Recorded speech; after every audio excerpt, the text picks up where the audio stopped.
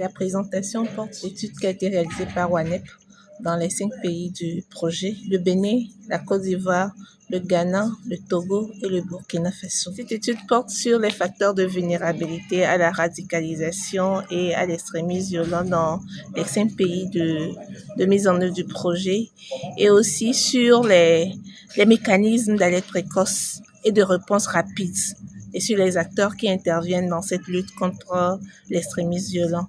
Et l'étude aussi a formulé des recommandations à l'endroit de différents acteurs qui concourent à la radicalisation dans nos communautés. Il y a la vulnérabilité économique des personnes, le chômage, le manque d'opportunités. Tout ça là, c'est sur le plan socio-économique, le manque d'opportunités, et aussi la faiblesse ou des fois l'absence de l'État, des institutions étatiques dans ces localités, surtout dans les zones transfrontalières. Il y a le déficit de confiance entre la population et les institutions étatiques, entre la population et les forces de défense et de sécurité qui sont souvent accusées de raquettes, d'harcèlement de la population, de corruption, d'actes de corruption. Donc, il y a tous ces éléments qui font que la population se sent délaissée, la population se sent vulnérable et peut être attirée par les groupes extrémistes qui surfent sur ces facteurs de vulnérabilité.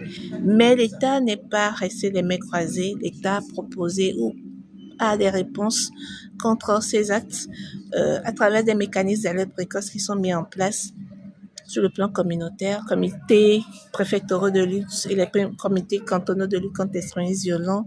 Nous avons des comités endogènes qui existent déjà avant ce phénomène d'extrémisme violent, comme les comités locaux de paix mis en place par le HCRON et d'autres comités endogènes dans nos localités dirigés ou qui ont en leur sein les leaders communautaires que nous avons comme des autorités, des leaders religieux, des leaders traditionnels.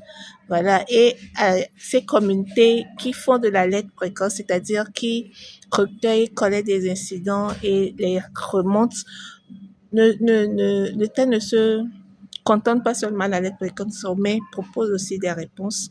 Et les réponses sont d'ordre divers, d'ordre militaire, social, à travers les projets PURS, COSO et autres. Mais ce n'est pas toujours encore suffisant. Beaucoup d'efforts restent à faire parce que l'enquête démontre qu'il y a une faible connaissance de la population, de ces mécanismes et l'efficacité de ces mécanismes par la population. Donc, il y a encore du travail à faire, un travail de sensibilisation, un travail de rapprochement entre la population et les institutions, un travail visant à renforcer la résilience socio-économique aussi de la population. Il y a espoir parce que l'étude n'a fait que confirmer des éléments que nous avons déjà en notre possession. Mais il y a espoir qu'avec une action en synergie, une action concertée, on peut bouter hors de notre zone, hors du Togo et hors de l'Afrique de l'Ouest ce phénomène.